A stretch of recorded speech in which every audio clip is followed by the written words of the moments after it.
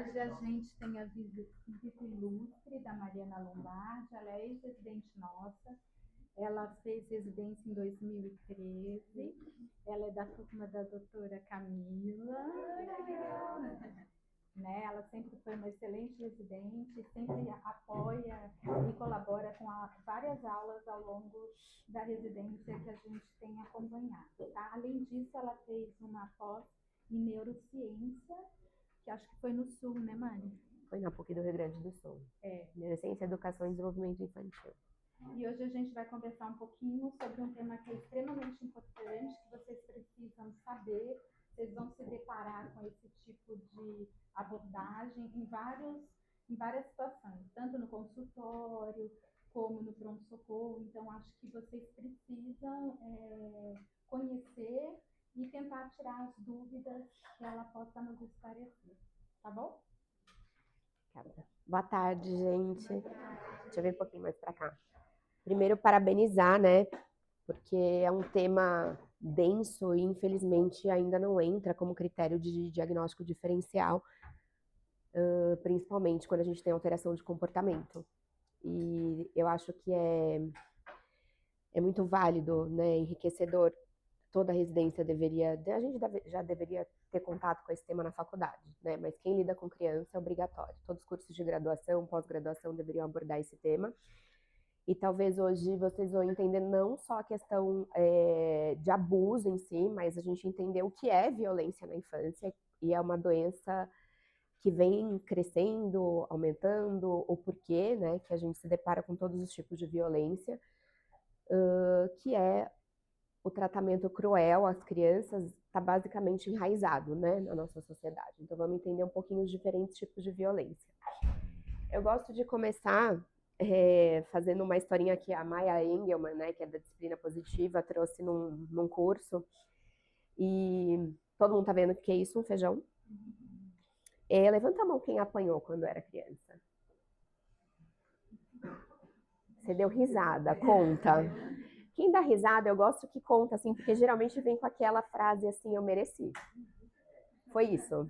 Conta um episódio que você lembra. Eu tava fazendo birra, eu queria uma Coca-Cola no restaurante, acho que eu tinha 2, 3 anos. Aí meu pai falou, em casa a gente conversa. E em casa a gente não conversou.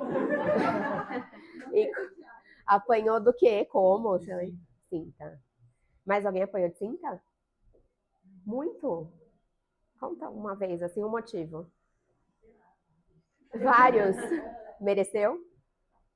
Eu acho que falta conversar, né? Eu sou mãe, eu vejo que não mereceu. É mais falta de paciência. E qual a idade dos seus filhos? Hoje eu tenho 2. 2 anos. Mais alguém tem filho? Já bateram nos filhos? Uma vez. Uma vez. Qual foi o motivo? Ela me deu um tapa na cara e aí eu dei um tapa na mão dela e falei que ela só apanharia na vida se ela me batesse. Nunca mais ela levantou. Ok. Toda vez que eu pergunto se alguém apanhou na infância, quase totalidade, né, levanta a mão, principalmente a minha geração, educação autoritária, e é a referência que a gente tinha, né? Por que o feijão tá aí? Eu vou contar uma história para vocês de um casal recém-casado, e no primeiro dia que eles estavam morando nessa casa, a mulher se empenhou para fazer o feijão perfeito. E ela viu no YouTube dicas da mãe dela, fez o feijão na hora que o marido sentou para comer. Ele falou, amor, tá uma delícia, mas não é igual o feijão da minha mãe. No dia seguinte, ela se empenhou mais para fazer um feijão melhor. E aí ele sentava lá e falava, continua gostoso, mas ainda não é igual o feijão da minha mãe. E isso aconteceu durante vários dias seguidos, até que um dia ela foi fazer outra coisa e o feijão queimou. Sabe quando fica o fundinho queimado? E aí ela serviu o feijão queimado. Ele comeu, a hora que ele colocou na boca, ele falou assim, tá perfeito. É exatamente igual o feijão da minha mãe. O que isso traz pra gente? Na imensa maioria das vezes, o nosso cérebro entende como uma referência a única coisa que a gente teve, que conheceu na vida. Isso não significa que era melhor. Isso traz a gente um pouquinho fora do lugar, eu apanhei porque eu mereci. Na verdade, a gente tem que entender por que as pessoas batem. A gente tem que entender porque a criança, historicamente, na sociedade, ela não faz parte, ela atrapalha, né? A gente tem que entender de desenvolvimento infantil, senão a gente não consegue educar. Educar não dá mais para ser intuitivo. Intuição é como os nossos pais educaram, aprenderam e foram repetindo ciclos. Hoje a gente tem que estudar para educar, ou a gente tem que ensinar as pessoas a educar, e a gente precisa promover essa discussão. Senão a gente vai cair nesse ciclo de todo mundo repetir sempre os mesmos tipos de violência na infância. Aqui a gente traz um pouquinho da Constituição de 1988, né, a nossa Constituição Federal, e esse artigo 227 é o único artigo que o termo absoluta prioridade aparece. Então, a gente vai ter os direitos das crianças, né, nesse artigo, e a responsabilidade é um dever compartilhado. Quem que é responsável pela criança? Eu, você, a família, o Estado, todos somos responsáveis pelas crianças da nossa sociedade. Com absoluta prioridade, não há nada mais importante numa sociedade do que a criança. Isso é a Constituição de 1988. Direitos fundamentais: garantir a vida, saúde, alimentação, educação e a dignidade. Proteção rigorosa contra toda forma de negligência, discriminação, exploração, violência e crueldade. A doença, a violência, tem caído muito em prova, né? Eu dou aula pro 5º ano de uma faculdade e eu falo muito para eles porque antigamente a gente não via tanto cair em prova de residência e de título quanto cai hoje. Temos o conceito, né, uso intencional de força física. Eu falo que muito dessa aula, quem entende os conceitos começa a desmistificar, né, começa a ampliar os olhares, porque tudo está no conceito. Isso é conceito de Organização Mundial da Saúde, o que é a doença, a violência, né? Uso intencional de força física ou poder, então estou no poder de cuidador, ameaçados ou reais. Então, ameaça é um tipo de violência? Claro. É uma doença crônica, porque frequentemente ocorre no ambiente intrafamiliar, é pouco diagnosticada e pode durar anos antes de ser identificada. É uma doença contagiosa pelo caráter transgeracional, então vai passando. E epidêmica, porque afeta muitas crianças no mundo todo ao mesmo tempo. E aqui a gente vai cair por que a gente hoje se preocupa tanto com a violência na infância. Vocês sabem a questão da importância dos primeiros 1000 dias, né? Hoje a gente sabe que já se ampliou essa janela dos primeiros 1000 dias, então hoje, os primeiros 5 anos de vida, a gente sabe que a infância é um terreno que a gente pisa a vida inteira. Tudo o que acontece marca para sempre a nossa vida nesses primeiros 5 anos de vida. E aqui a gente está falando do tripé de nutrição, cuidado e estímulo. E aqui a violência vai entrar na questão do cuidado. Hoje a gente sabe que os traumas da vida da infância estão relacionados a vícios da vida adulta. Quando a gente tem uma parte da neurociência que é a neurociência do trauma. E a neurociência do trauma já está muito consolidada para a gente. Todo tipo de violência na infância gera um trauma, todo trauma gera um vício. E quando a gente fala vício da vida adulta, a gente tende droga, álcool. Não, né? Jogo é vício. Celular, vício. Comprar sapato é vício. Comida é vício. Tantos vícios que estão aí mascarados de comportamentos normalizados. E a maioria dos vícios na vida adulta estão relacionados a traumas de infância. Pornografia também, né, gente? Não vamos esquecer da pornografia como vício.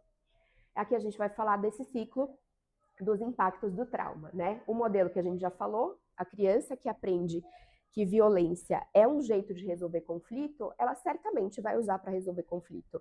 A criança tem neurônio em espelho, então ela aprende por imitação. Tudo que ela recebe, ela vai devolver. Mecanismo de culpa, esse é um mecanismo que a gente se coloca no eu mereci, né? Eu mereci apanhar, eu mereci o que eu fiz, eu mereci o castigo. Porque a vítima tende a se culpabilizar para poder ter esse lugar de pertencimento, principalmente em relação a uma pessoa que ela ama tanto, né? Então, esse sentimento de culpa, justamente para o pertencer, vai trazer aí na vida adulta todo tipo de forma de autoagressão. Aqui, né? Os traumas não tratados manifestam-se como autoagressão e busca por punições na vida adulta, refletindo o sofrimento permanente. E o diagnóstico, né? Isso é muito importante, a gente vai falar disso ao longo da nossa aula, que é preciso pensar em violência como diagnóstico diferencial em todos os traumas e atraso do desenvolvimento neuropsicomotor. Apesar de não entrar legalmente como diagnóstico diferencial, a gente sabe que na prática a gente precisa pensar em algum tipo de violência. imagens, né, que valem mais por 1000 palavras. Aqui a gente está falando que quem não cura a própria história sempre está condenado a repeti-la. Vamos começar a traçar um pouquinho do perfil de vítima, agressor, cuidado, né? Lá no internato é muito engraçado. Depois que eu dou essa aula, tudo é violência para eles. Eles querem colocar todas as crianças como vítima de abuso e violência. E eu entendo, porque a gente está num serviço, assim como onde eu dou aula aqui no Hospital Municipal do Tatuapé, onde pelo menos a negligência, ela entra muitas vezes, seja numa falta de vacina, acidente por falta de supervisão. Então, e nem sempre é acidente, né? A injúria não intencional. Então, eu entendo que, sim, essas crianças sofrem algum tipo de violência, né? A gente vê mães lá na enfermaria batendo dentro da enfermaria, imagina em casa, né? É um bebê que tá chorando com bronquiolite, cala a boca, já mandei você ficar quieto, né?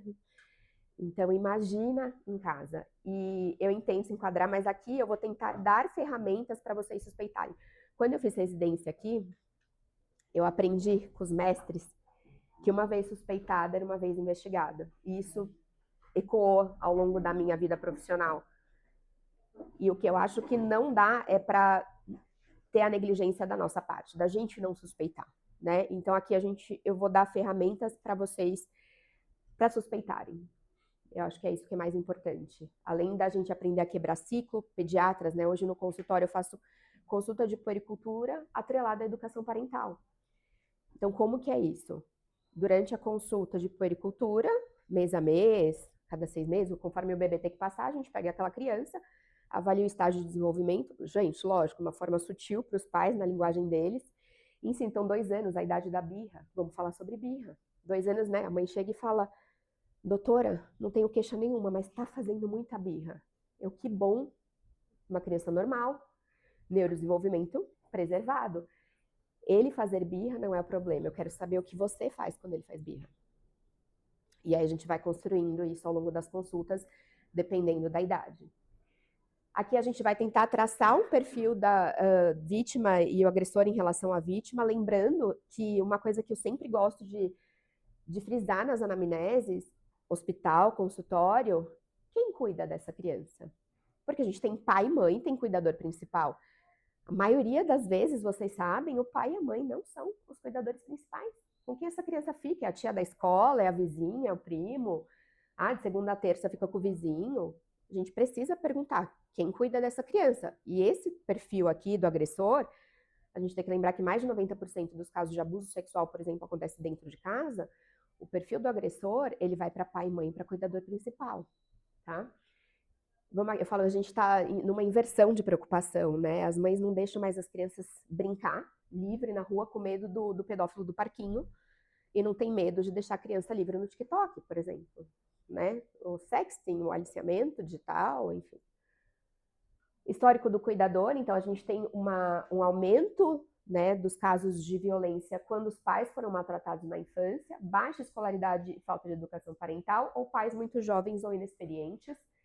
A dinâmica parental, expectativas irreais sobre o desenvolvimento, isso é típico da birra, né? Criança faz birra. 2, 3 anos, a explosão da birra. A gente tem o Terrible 2. E a birra é uma fase de neurodesenvolvimento. Imagina se o Brasil perde a Copa. Frustração coletiva. Frustração? Vocês vão ficar frustrados? Eu vou, gente. Poxa, estou torcendo, me deram expectativa ontem, né? Vini Júnior. Vai ter eleição. Independente de quem ganhar, somos um país polarizado, o outro lado vai ficar o quê? Frustrado. Vocês ficam frustrados? O tempo todo, né? A gente espera que nós, adultos, tenhamos um repertório emocional para lidar com frustração. Com que idade o cérebro... Quem aqui tem menos de 25? Jovens, né? Colágeno, a gente gosta disso. O córtex pré-frontal é imaturo.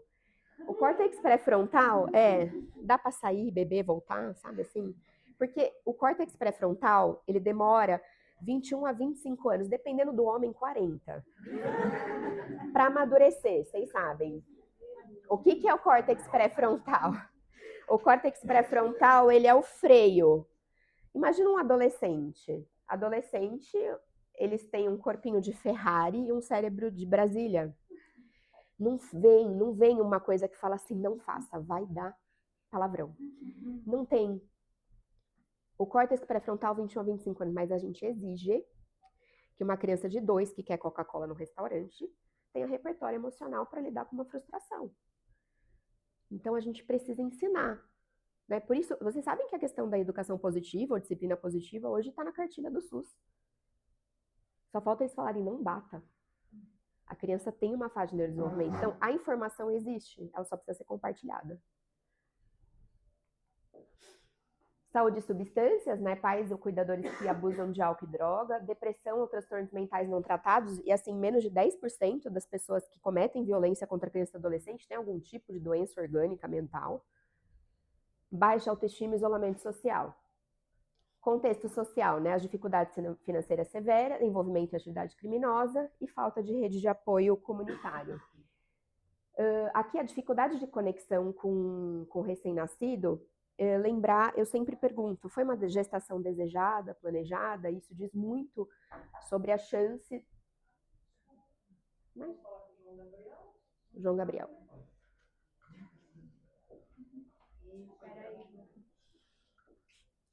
Então, se a gestação foi desejada, planejada, né, e ali na hora que a gente pergunta, a gente já percebe, vai ter uma maior dificuldade de conexão com o recém-nascido. A chance desse bebê ter um shaking baby, por exemplo, é muito maior numa crise de cólica, né? A gente vai falar sobre isso. Tipo de violência, então, física, psicológica, sexual e negligência. Hoje, no Tratado de Pediatria, já vem violência química, que é envenenamento, e até a questão de hipermedicar a criança, isso já é considerado uma violência, mas eu trouxe as principais, tá bom? Então vamos aqui ler relatos reais, tá? Doutora, surra de mão não dói muito não, mas tem a de vara sem espinho quando eu apronto só um pouco e a de vara com espinho quando eu apronto muito. Daí dói no peito e machuca na carne. Uma menina de 7 anos, classe social C, pais com nível escolar de 2º grau, ambos com emprego formal e casa própria. Os pais informaram que a menina passa o dia na escola, mas quando chega em casa, no fim do dia, ela só quer brincar e é muito inquieta, não obedece. E eles estão muito cansados do trabalho. O pai ainda declara, doutora, surra de vez em quando faz bem. Apanhar mesmo, eu apanhei foi do meu pai quando criança, com bainha de facão.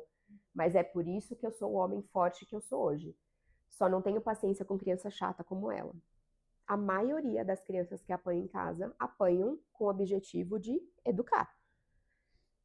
O que ela fez de errado aqui, gente? Mesmo que ela tivesse feito alguma coisa errada, ela está sendo criança, né? Ela quer gerar um vínculo, conexão com os pais, mas é chato, porque eles trabalharam o dia inteiro e eles querem que ela fique quieta. E aí ela apanha por conta disso. A gente está falando da violência física, né? O uso da força física de forma intencional, não acidental, com o objetivo de ferir ou danificar a criança e adolescente, deixando ou não marcas evidentes. Exemplo, bater, chutar, chacoalhar, morder, estrangular, queimar, escaldar, envenenar e sufocar. Grande parte, né, relacionada ao objetivo de punição para educação. Os locais mais acometidos pela violência física, a gente tem um estigma da violência física na pele, por exemplo, né? Lembrar que a pele, eu tenho 2 meninos, os 2 jogam bola, como vocês acham que é a pele dele, joelho para baixo, parte anterior da perna? Tudo roxa, escoriada, diversas idades de hematoma. A gente tem que sempre suspeitar que existiu um risco maior dessa criança ter sofrido violência física quando essas lesões elas são mais distribuídas em diversas partes do corpo, mais centralizadas, em regiões cobertas pela roupa. Então, a gente precisa saber identificar lesão acidental de lesão proposital. O espectro equimótico, lembrar que uma criança pode ter sido espancada e não ter nenhuma lesão, porque demora aqueles hematomas amarelos, né? E as queimaduras, lembrar do padrão de luva e meia, tá? Também por metais incandescentes, mas eu acho que o estigma da queimadura da violência é essa de luva, no qual eles submergem a mão. A gente também tem aquela queimadura em períneo, né? Que às vezes elas enchem a banheira e encostam o bumbum do bebê. Isso daqui é fortemente, é lógico, se alguém tem uma panela quente, primeiro que o bebê não chega até a panela. Segundo, que se põe a mão, tira o dedinho na hora, né? O cérebro reage. Então, alguém submergeu mesmo, tá? A mão ou o pé. Sistema nervoso central é a maior causa de morte por violência física na infância. E a principal, a gente tá falando da síndrome do bebê sacudido, que é o shaking baby, né? Então, assim, criança não se sacode. É óbvio que o quadro clássico do Shaking Baby vocês conhecem, hemorragia retiniana, edema cerebral difuso, sangramento. Só que hoje já tem vários estudos que a gente tem uma síndrome da criança sacudida crônica, né? Aquela criança que é sacudida todo dia um pouquinho, já tem microsangramentos. Então, a gente precisa falar para a mãe que bebê não se sacode. Quantas vezes em festa de família vocês viram alguém sacudindo o bebê? Né? Não se sacode criança. Os ossos, isso eu chamo muita atenção para ortopedia, né? A gente tem porque a ortopedia geralmente entra no serviço e fica sob cuidados da ortopedia, e quantas vezes passa batido a questão de fratura de fêmur isolada, né? Mesmo isolada, ossos longos, fêmur, húmero, fortemente, se não tem um mecanismo de trauma que justifique, e cair da cama não justifica, né? Cair da carteira da escola, enfim. Geralmente é por tração e rotação do membro, tá? E lembrar das fraturas de arcos costais posteriores, que é um tipo de fratura que acontece num mecanismo de trauma que tem muita energia, então queda muito alta, ou acidente de carro com vítima fatal. Do contrário, a gente tem que pensar que alguém pegou essa criança, geralmente abaixo de 1 ano, e espremeu na mão, tá? Então, fratura de arco costal posterior é uma fratura também que precisa acender um alerta. A gente teve, inclusive, em 2024, uma nota de alerta da Sociedade Brasileira de Pediatria e a Sociedade Brasileira de Radiologia em conjunto, tá lá no site da sociedade, é uma nota de alerta que fala sobre fraturas, alterações de imagem que são sugestivas de violência, chamando o radiologista para a responsabilidade dele também, né? Como se ele fosse colocar ali no laudo, ou entrar em contato com quem solicitou ali para falar, olha, investiguem. E lembrar também das múltiplas fraturas em diferentes estágios de consolidação, né? A gente radiografa a criança que está com suspeita de violência física, a gente radiografa o corpinho. Abdômen, 50% das mortes. A história do trauma abdominal fechado é sempre muito inespecífica, né? Geralmente ruptura de fígado, baço, mas a gente tem que pensar, às vezes eles colocam almofada para dar soco e chute, então não tem muita lesão de pele. É uma história um pouco mais difícil, mas lembrar do pseudocisto pancreático em crianças menores de 3 anos é um forte indício de trauma abdominal fechado.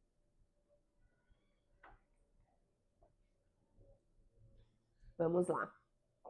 Doutora, minha vida não tem sentido. Não consigo me aproximar das pessoas. Faz tempo que sou um fracasso. Em casa, na escola, com as pessoas. Eu não consigo namorar nem ficar. Brigo muito com a minha mãe. Preciso morrer. Talvez minha mãe viva mais feliz. Contei na escola aos 8 anos que meu avô mexia em mim, mas depois me dava dinheiro para comprar doces, presentes. Ele pediu que eu levasse uma coleguinha do colégio para brincar com ele. Isso deu muita confusão. Morávamos na casa dele, eu, minha mãe e minha avó. Depois ele queria que eu mexesse nele, foi ficando difícil, ele me machucava. Ele mexia na minha prima também, dizia que era brincadeira de cachorrinho. Contei para minha mãe, ela não acreditou e não acredita até hoje. Contei para minha avó, ela me bateu. A escola denunciou. Meu avô, depois de um tempo, foi preso. Minha avó expulsou a gente da casa dela. Ninguém da família falou mais com a gente. Dizem que meu avô vai morrer na cadeia por minha causa. Quero morrer antes, mas ainda não consegui. Esse é o relato real de uma adolescente de 16 anos, segunda tentativa de suicídio com medicação psicoativa receitada para ela mesma, por diagnóstico de transtorno bipolar, anteriormente diagnóstico de TDAH, TOD, classe social B, avô e mãe com nível de escolaridade de 3º grau. A gente está falando da violência sexual. Aqui eu preciso que vocês entendam um conceito, porque não precisa ter contato físico para a violência sexual acontecer. As pessoas pensam na penetração, né?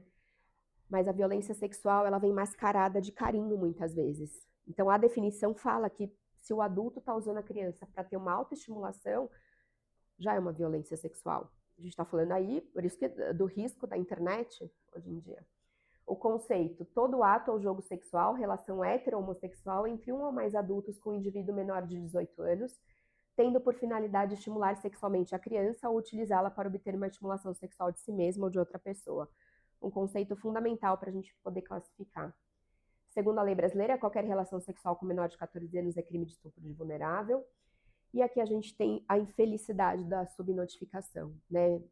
Menos de 8% dos casos são denunciados. Então a gente pode colocar hoje que 10 vezes mais crianças sofrem. Como eu disse para vocês, o ambiente domiciliar tende a ser o lugar mais perigoso, porque vem mascarado de raramente a criança consegue identificar, se ela não foi orientada a isso, ela consegue identificar um abuso sexual, uma violência sexual.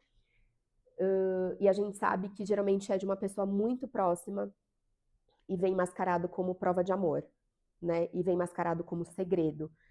Então, o que a gente batalha hoje no consultório, quem levanta essa bandeira, é a prevenção. A gente sabe que educação sexual se ensina em casa, na escola, e educação sexual não é colocar a camisinha na banana, né?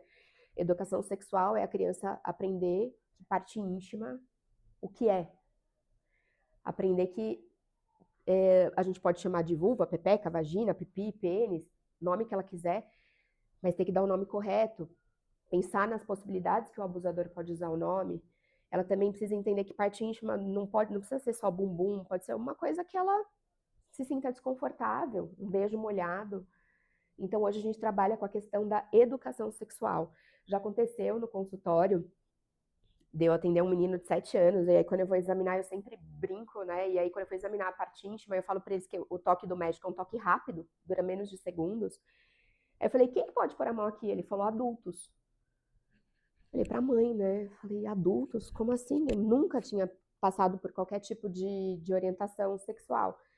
E é um assunto que, quando a gente tenta falar sobre isso na internet, por exemplo, a gente passou pelo 17 de maio, né? Maio Laranja, que é o dia da prevenção, né? Contra abuso, violência sexual infantil e adolescente.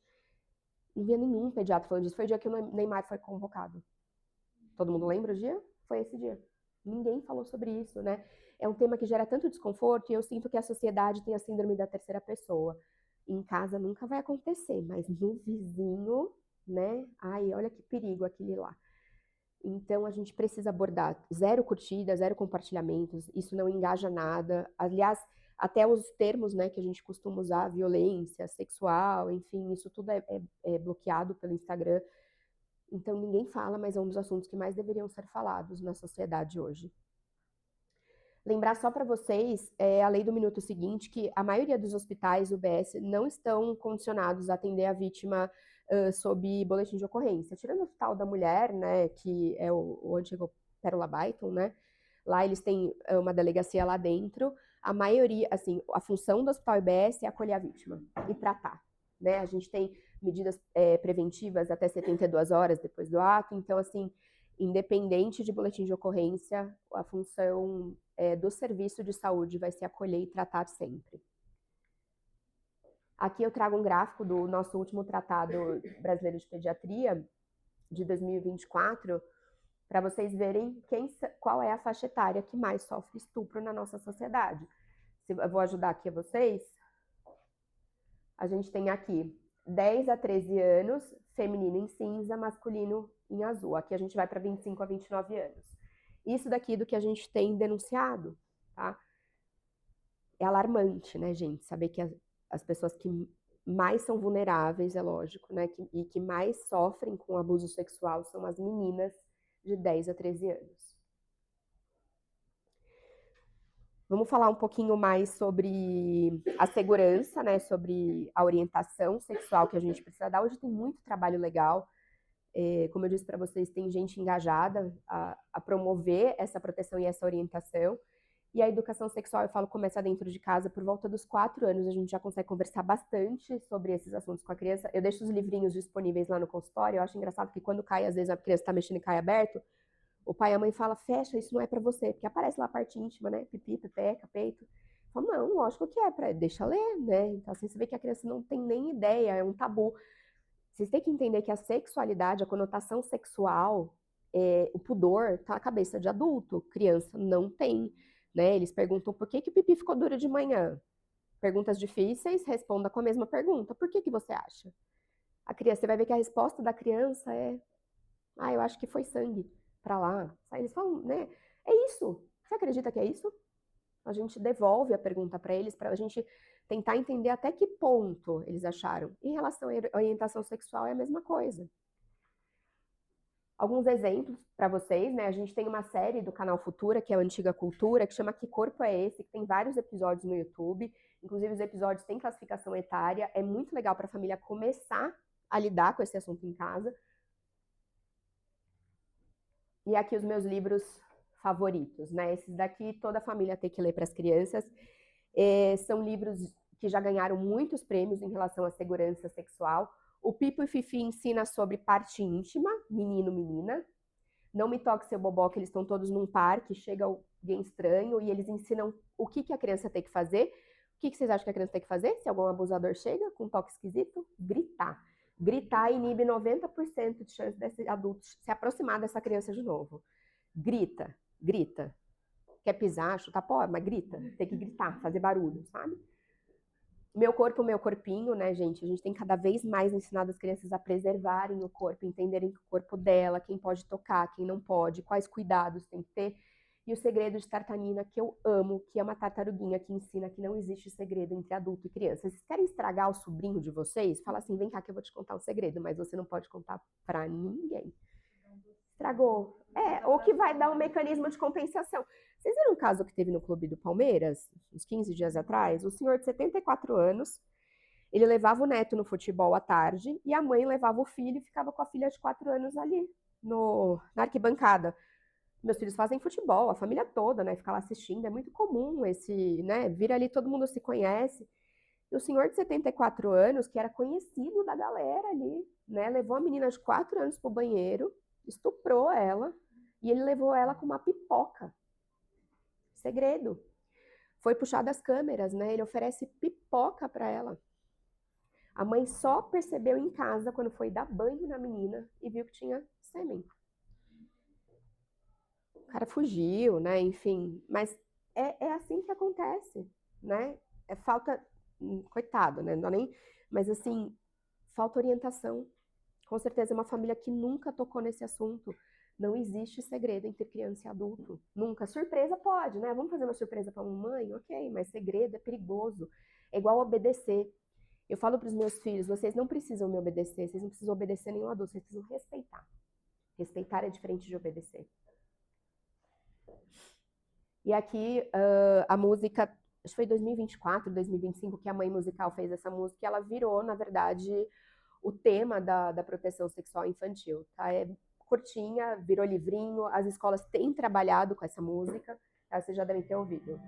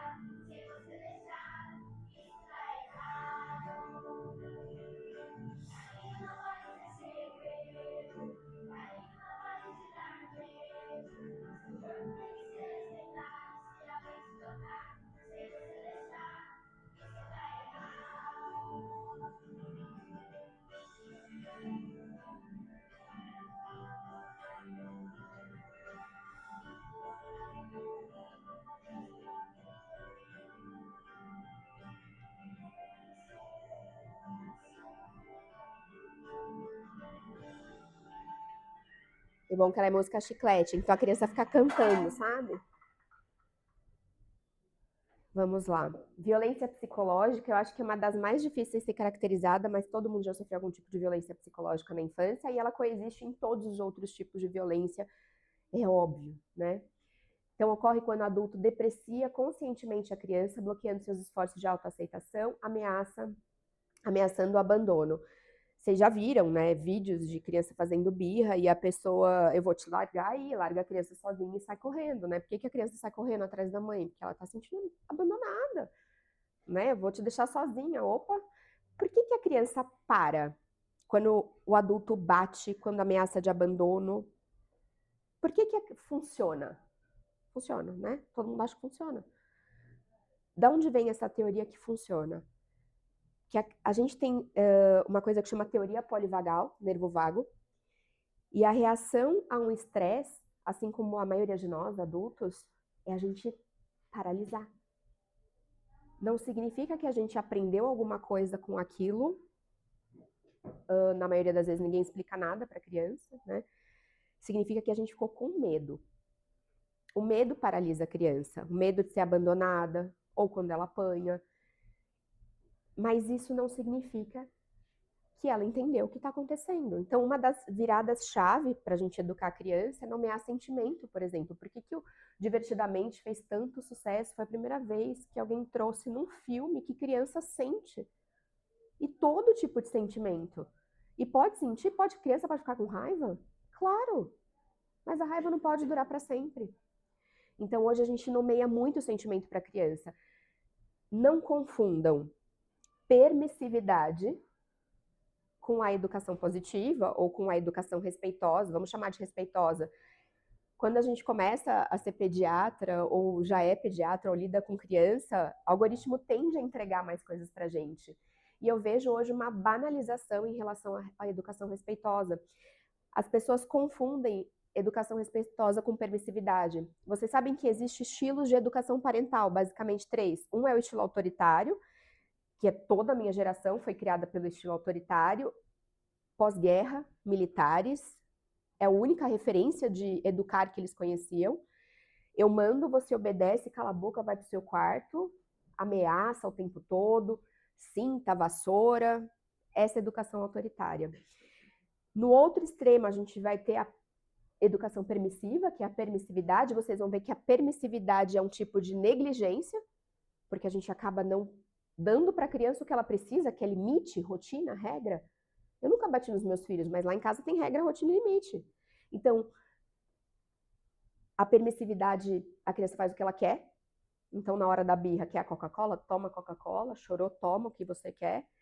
Permissividade. E a gente tem eu falo que não dá para nem colocar no meio, porque tem um abismo separando, né, esses estilos de educação parental, que é a autoritativa, que é a educação respeitosa.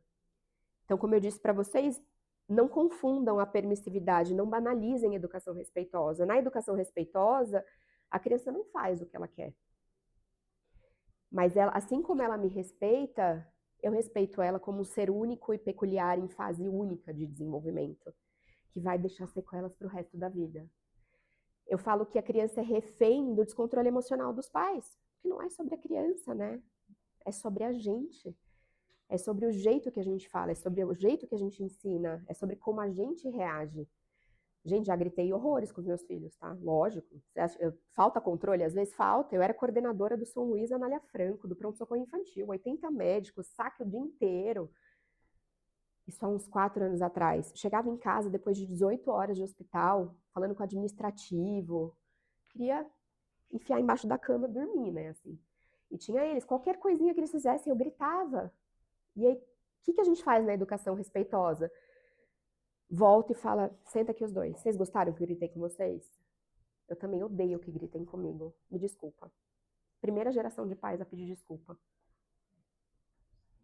A gente está tentando gerar pessoas emocionalmente mais fortes. Porque esse eu apanhei, não morri, eu sofri, não morri. Todo mundo medicado, terapia, fazendo besteira. Não vou nem perguntar quem aqui toma remédio. Práticas comuns de violência psicológica: rejeitar, isolar, aterrorizar, ignorar, corromper, exigir. E aqui eu chamo a atenção para exigir rendimento escolar. E o menino quer fazer vôlei, o pai quer que ele jogue futebol. Não, você vai ser jogador de futebol. Eu vejo isso no consultório, né? O menino fala triste que seja futebol, né? Tá bom, futebol. Exigir da criança uma maturidade que ela não tem.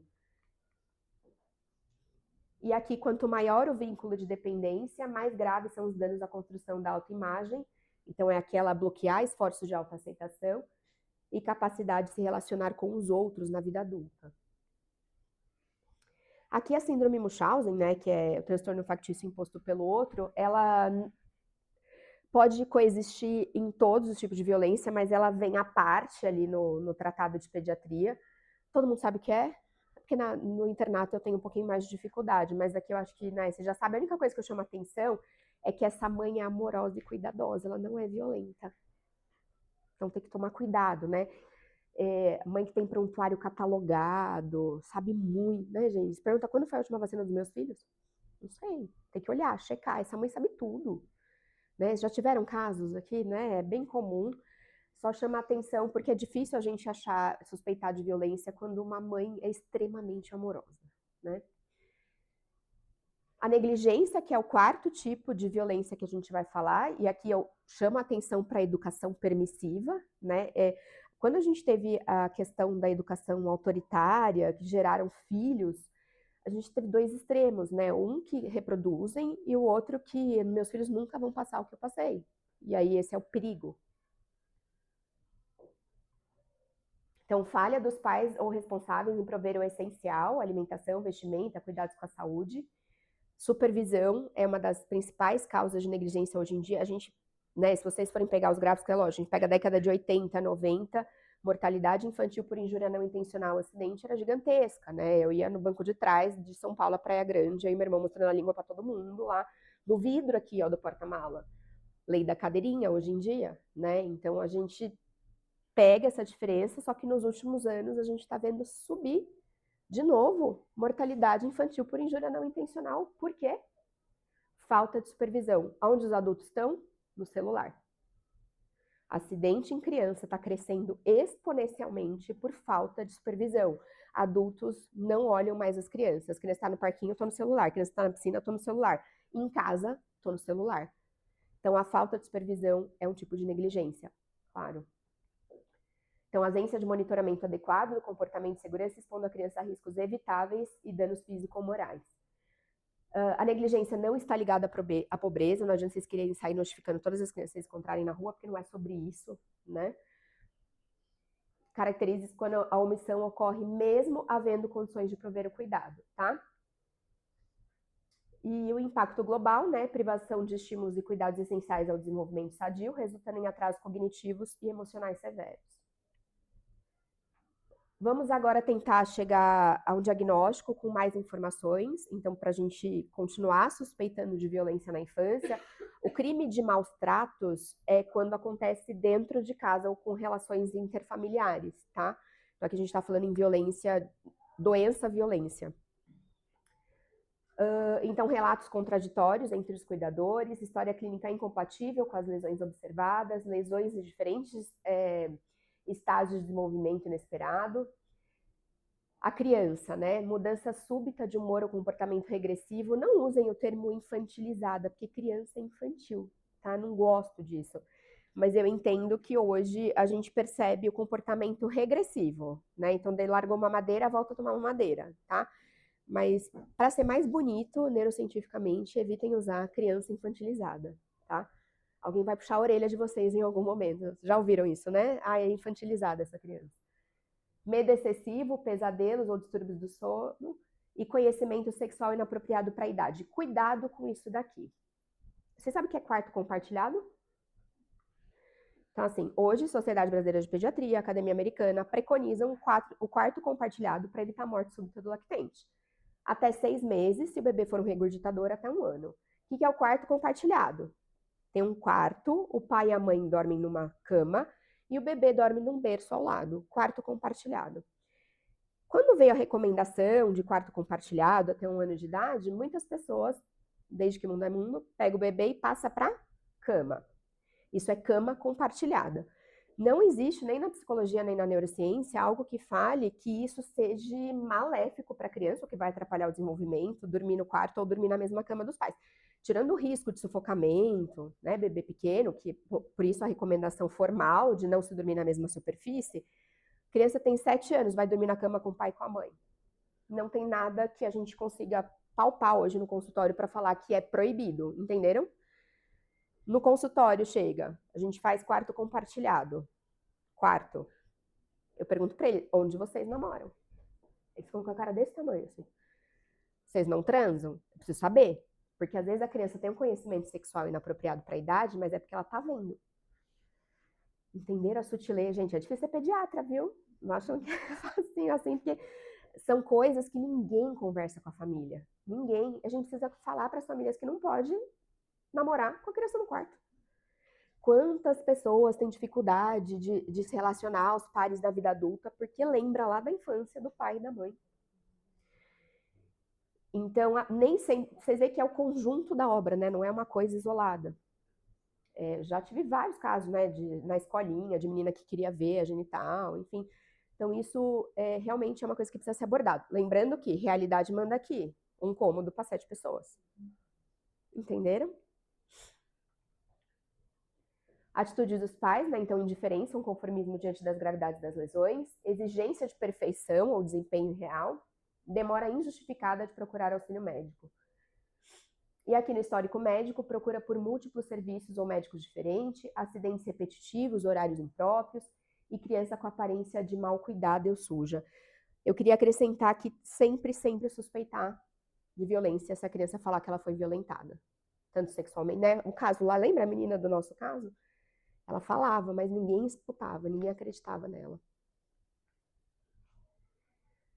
Vamos ter uma conduta agora, então a gente suspeitou, diagnosticou, e qual que é a conduta que a gente deve ter? Porque vocês não são juízes, vocês não vão tirar criança nenhuma de família, essa não é a função de vocês, mas eu falo que a única função, além de tratar e cuidar e acolher como médicos, é notificar. E o que eu vejo na prática do dia a dia, não notifica porque acha que não vai dar em nada. Isso não existe, gente. Isso para mim é inadmissível, sabe? Ah, notifica. Não, mas não vai dar em nada, né? Você não sabe, a sua função é notificar. Se você não notifica, não vai ter medidas legais desencadeantes. O processo, então, suspeita, confirmação diagnóstica, tratamento das lesões e acompanhamento das medidas legais. A notificação obrigatória faz parte do Código de Ética Médica, está no Estatuto da Criança e Adolescente, né? Então, casos suspeitos ou confirmados de maus tratos devem ser comunicados ao Conselho Tutelar da localidade, conforme o artigo 13 do ECA. Vocês sabem, Conselho Tutelar do bairro. Vocês sabem a pessoa que trabalha no conselho, o conselheiro, o que ele é?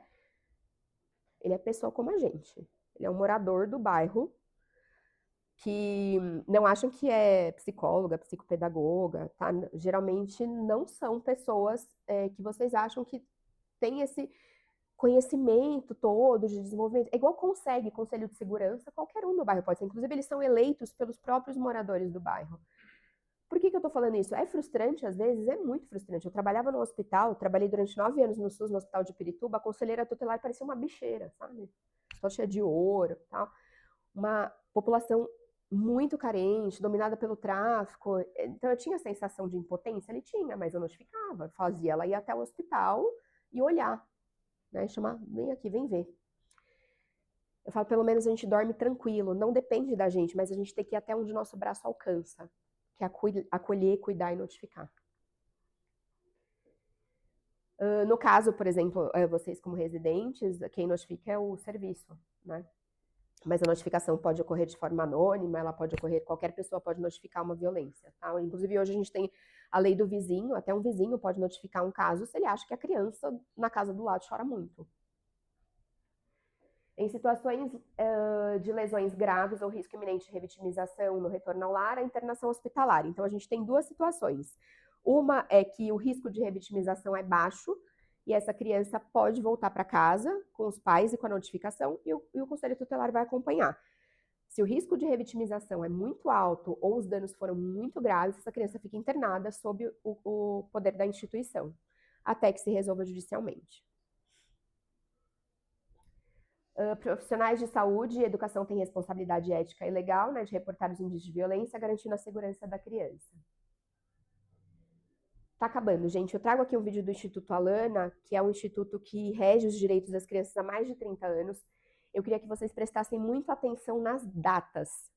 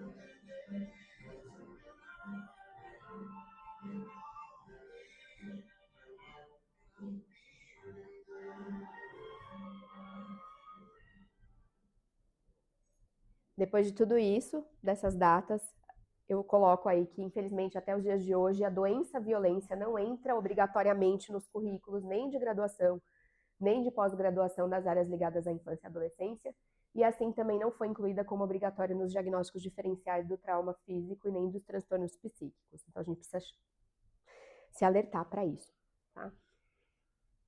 É isso, gente. Obrigada.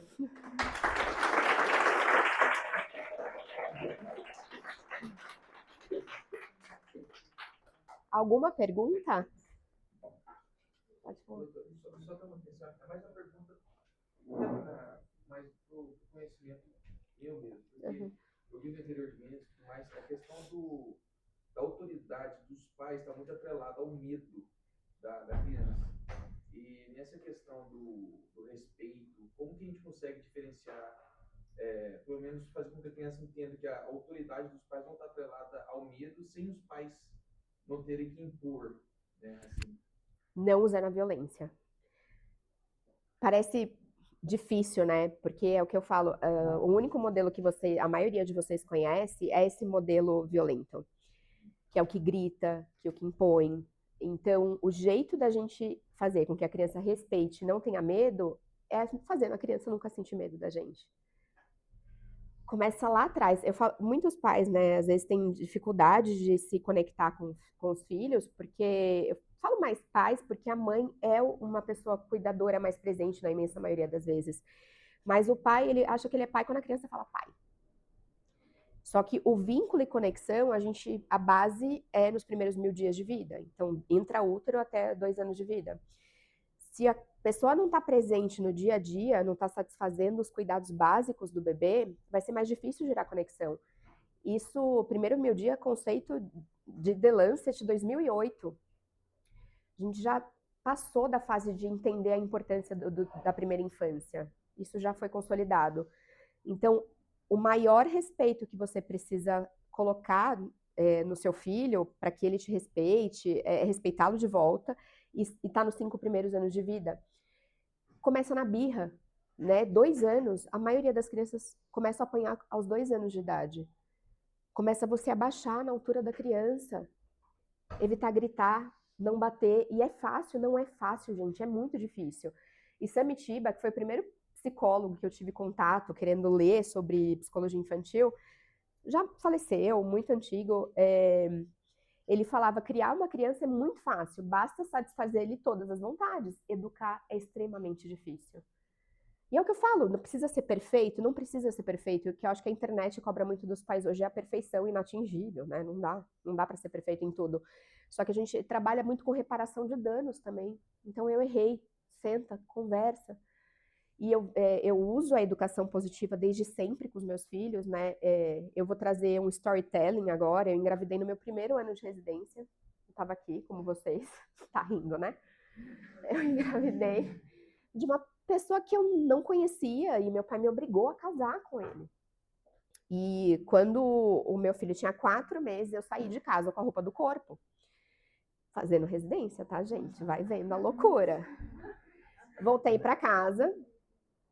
Era um relacionamento extremamente abusivo, contava quantas calcinhas eu usava no dia e por aí vai, enfim.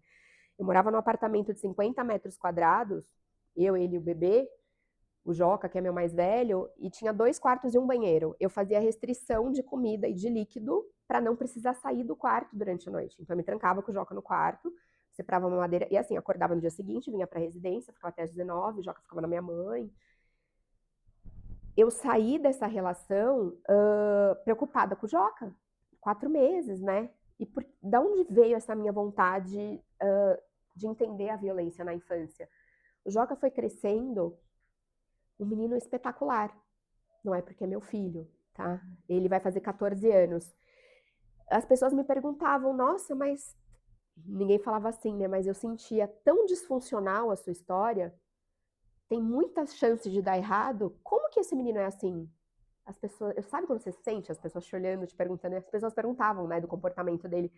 Ele é muito educado, né, o bonzinho eu não gosto, né, o bonzinho, a criança boazinha não existe, né, a criança tem que ser exploradora, enfim. Mas eu sentia isso. E aí eu fui querer entender por que o Joca era daquele jeito. E eu entendi.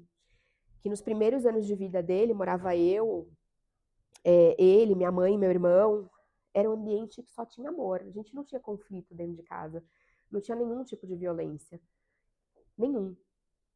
E aí eu fui estudar, e eu fui entender, e eu comecei a aplicar na prática. E a gente vê o quanto isso faz com que a criança cresça te respeitando, mas ela também entende que ele... Hoje, se a gente briga, ele tem 14 anos, ele é maior do que eu. Se a gente discute, ele fala, você vai me ouvir, você vai me respeitar? Ferrou. Né? Então, assim, é sobre isso. Tem que plantar, não adianta você plantar batata e querer colher morango, né? O que acontece é isso, né? A gente vem de uma educação autoritária que não quer ouvir, não importa a opinião do filho e do outro, Sim. e é assim que vai ser, porque eu mando e tudo mais. E quando a gente vem e sofre os traumas, às vezes as pessoas perpetuam essa atitude, né, em qualquer ambiente. E aí, quando a gente tem um filho e estuda, a gente vê, peraí, não é assim. Eu preciso quebrar esse ciclo. Eu quero esse ciclo e dá certo. A gente vê que você vai ver que funciona. É só estudar. E não perpetua o ciclo dos países de primeiro mundo já fazem a educação não violenta há muitos anos, né? Que o latino é muito violento, é muito, né? E lembrar que a violência a principal do núcleo familiar é a verbal, né? Exato. E a imperativa, né? É humano, você faz. Né? É isso. E isso perpetua. E a criança não tem voz, né? Eu fico pensando, né? As crianças, a maioria, 2 anos de idade, o que uma criança de 2 anos de idade sabe sobre mundo, né, gente? E aí apanha por ser criança. Né? Lembrar que a gente está lidando com uma sociedade hoje em dia que não sabe mais lidar com criança. Brasil, né? A mesma sociedade que recrimina se vê um bebê no tablet, recrimina se esse bebê sai correndo no restaurante. Então as pessoas odeiam criança. E dentro da própria casa, né? A gente escolheu ser pediatra. Mamãe, mas eu acho que não sei o que é verde. Eu falei, isso mesmo, que bom que você acha. É isso. Mais alguém? É isso. Bom, deixo meu contato, tenho, no Instagram eu falo muito sobre isso, né? Assim, a gente tenta, né? É um trabalho incessante, a gente tenta. Mas qualquer coisa vocês podem me procurar, tá bom?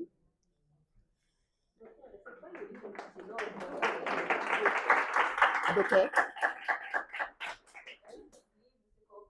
O link dá. Eu posso até mandar para vocês. Depois chama Que Corpo é Esse?